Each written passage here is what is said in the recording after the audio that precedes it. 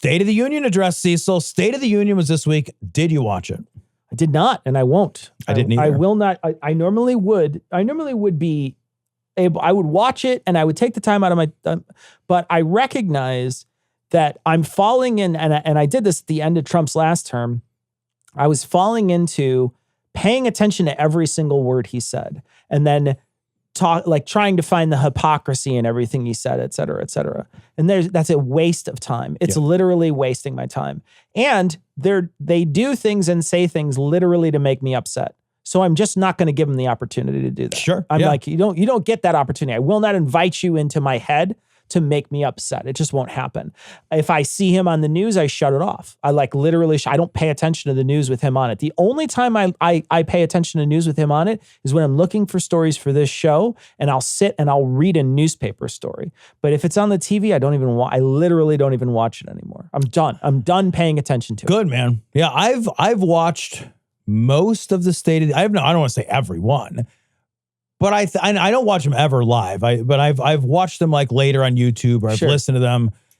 I don't remember the last one I missed. I missed this one on purpose. Yeah, I missed this one on purpose too. And I don't think I've done that before. Yeah. You know, I don't think I've missed one on purpose before. I recognize that, like, this is a man who does not have my best interest at heart. He doesn't have your best interest at heart. Everything he says is going to be lying. Yeah. It's all lying anyway. So, like, what do you need me for? Right. Right. I mean, like, that's exactly right. I can tell you right now, it was probably mostly lies. I don't have to listen to it all to know that. Right. And then afterwards, there's huge fact checks of like how many lies he told. And there's people who that's their job, and that's fine.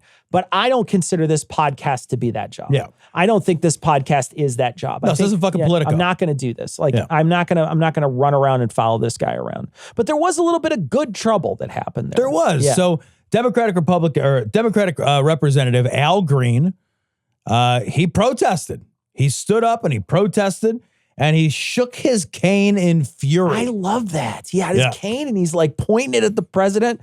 And then they told him to sit down, and he didn't. Yeah. He's like, no, I'm not sitting down. He's like, you guys are going to cut Medicare. You're assholes. And then Mike Johnson basically had the sergeant at arms remove him. Mm-hmm. And now he's censured. And, you know, I saw a lot of people this week, and I've been seeing this a lot. A constant cry of do something, do something, do something. But I never see anybody say, do this. Yeah, man. It's always do something, but it's never do this. And as much as you and I and every other person out there is in the weeds, not knowing what to do, I kind of think the politicians are in the same space because nobody's ever been here before. On the one hand, I'm right there with you guys. Deeply sympathetic to the desire I'm to do something. Absolutely deeply sympathetic. But one thing I've learned the hard way in my life is that there are many times in our lives where we want to do something and we want to fix the thing, and our need and our desire and our righteousness around wanting to fix something does not necessarily grant us the power, the authority, or the ability to fix that thing. The way that our system works is it's kind of an all or nothing system. And they have it all. Yeah. And we have nothing. We have neither the House, nor the Senate, nor the judiciary, nor the executive branch. The fuck are you supposed to do? I watched a whole segment on the news where a guy just kept saying, well, you got to do something. And I was like, I'm waiting for him to say, okay, so give me the list of things I should do. Give me the list of things that you should do then. Because I think like it's unhelpful just to keep screaming, do something. Yeah, I don't know what that means. I don't know what that means. I don't know what to do. Like, and I also recognize two people were like, you know, there was a guy who was standing in front of a door. I don't know if you saw this. This dude was standing in front of a door and not letting a bunch of senators in. So there's a bunch of senators or Congress people went to, I think it was the Department of Education, but I'm not sure. One of these departments that's close by, right? They all get their coats on and they all decide they're going to go over there because I guess Doge is there. And there was a dude standing outside that wouldn't let him in. He's just some random guy, just worked there. Just some random. He wasn't like a security guard. He wasn't a police officer. Just a guy. And a bunch of people were like, why didn't they just push him out of the way? Why didn't they do this? And I'm like, what happens if they arrest one of our senators? Yeah, right. What happens then? Because we already have no margin of error. Like the best you can do is maybe convince one of those people. We're in a really bad spot now. I think that a lot of us citizens are doing some great things. There's a lot of protests going on right now, which is great, right? That's an awesome thing to do. You're seeing spontaneous protests at Tesla dealerships. You're seeing town halls get so crazy that they have to stop doing them. I don't know if you saw this week, but the Republicans sent out a message and said, don't do any more of those. Those are bad press. Do not do those. That's so what should the Democrats be doing? The Democrats should be doing town halls. Yeah. Like the Democrats should be reaching into their constituencies, right? The Democrats should be doing everything they can do to bring lawsuits, to get in the way, to obstruct. That's the kind. And I think that there's a lot of that happening. I think there is a lot of that happening. There is too. Yeah. Right. Like the problem is that from a legislative standpoint, they can't pass anything and they can't really stop a whole lot. And they've got to make a decision coming up here in the real near future about whether or not they're going to fund the government. Yeah. And I got to tell you, every time the Republicans have blockaded a funding of the government, I have said the same thing, which is that's not how this is supposed to work. And I'll say it again. You got to fund the fucking government. We cannot allow the government to shut down. The Democrats do not have leverage. It won't go well. It'll hurt more people. It will not accomplish the aims that they want to accomplish. I actually think if you don't fund the government, that literally plays into Trump's hand. It 100% does. I think it plays into Trump's hand. So I think that's a bad call. Now, here's what I think I would have liked to have seen. I would have loved to have seen a show of force where they did not attend. That's it. Yeah. It would have been symbolic. Yeah. But everything in the fucking speech is symbolic. Yeah. There's no strength there. So if you want to see a symbol, I actually think it would have been great if if they had filed in and then right before the speech began, if they all filed out. Just left. If they all filed out in protest. Sure. There's something like that. I guess there are certain things that they could certainly do. And I don't think that's a bad thing. I think I will say this. We looked it up today and there is a group of Democrats that wound up voting for censure on Green.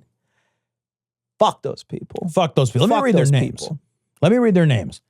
So, fuck Ami Bera of California, Ed Case of Hawaii, fuck Jim Costa of California, fuck Laura Gillen of New York, fuck Jim Himes of Connecticut, fuck Chrissy Houlihan of Pennsylvania, fuck you Marcy Kaptur of Ohio, fuck off Jared Moskowitz of Florida, fuck you Marie Glusenkamp Perez of Washington, and fuck Tom Suzy of New York. Now, I want to say from this article, most of those 10 Democrats are centrists in the party, belong to either the Blue Dog Coalition, the New Democrat Coalition, or the Bipartisan Problem Solvers Caucus. Well, have them problem solve how to get into the unemployment line. That's the thing they need to problem solve. Yep. Fuck all those people. They should be primaried. I think too, there's been so much that the Democrats have been like any of the Democrats that are voting for this stuff, I'm like, get rid of them. I don't want to see them. Get rid of them. Yep. And I'm seeing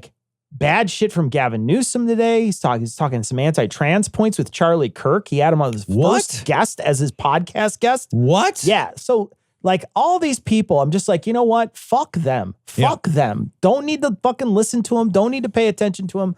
Let's just get rid of them. Let's roll them out of the party in this next couple years. Get rid of all these old people, all these people that are terrible at their jobs, all these people. And I do think, all those people who are paralyzed with inaction that aren't doing the things that Tom's suggesting, right? All those people need to go. Absolutely. They need to go.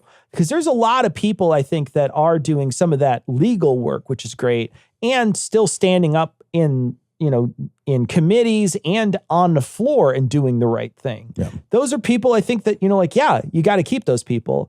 But I think we need to have, and maybe we should do some due diligence to look for some things that people can do, maybe that senators can do, just to have a plan of action that's not just calling for them to do something. Be like, do something. By the way, here's a list of things you can do. That's a great point. Yeah. I think this is a moment where I think a lot of creative solutions need to be created and shared because I don't know what to do. All the rules, the typical rule book has been thrown the fuck out. Yeah, man, it's a very different system now. It's a whole new system. And I've seen a lot of people too talking about all this, they go high, we go low stuff. And I'm like, well, okay, I get that. I understand. Maybe we shouldn't do that again. but I don't know what any of that really means in context. Does that mean we should break rules? What does it mean? Like, I don't understand what that means, right? Be mean to them, troll them. What does all that mean? I don't. In practical terms, real terms. I need to know what that means. I need to know what you're saying, because people will send you a message and be like, "Oh, we got to get rid of this. They go low, we go high shit." And I'm like, okay, well, I don't know what that means though. Yeah. Right. Like, what is it? Does that mean we need to like hire a sniper? Like, what are we talking about here? Well, so here's what I do think. I do think that at least for the next year and a half until the midterms, which fingers fucking crossed, right? I think there can be nothing that even remotely resembles bipartisanship. Sure, I agree. And I mean that on everything. Yeah. I don't care if it's a great idea. I don't. Everything that you cannot reach across the aisle. You shouldn't take a meeting. Don't attend a committee. Like everything, it should be the cock-blockingest fucking next year and a half possible. Every moment of your life as a Democratic representative needs to be getting in the way, making things difficult. Hey, maybe we can make it so you don't have a quorum. Like everything that makes this harder, make everything take longer. Whatever rules processes you can do to get in the way, to make a process take longer. Fuck with them constantly. Everything should be the hardest possible thing. If they're gonna hurt you, don't be their friend in your own demise. And don't let them do it.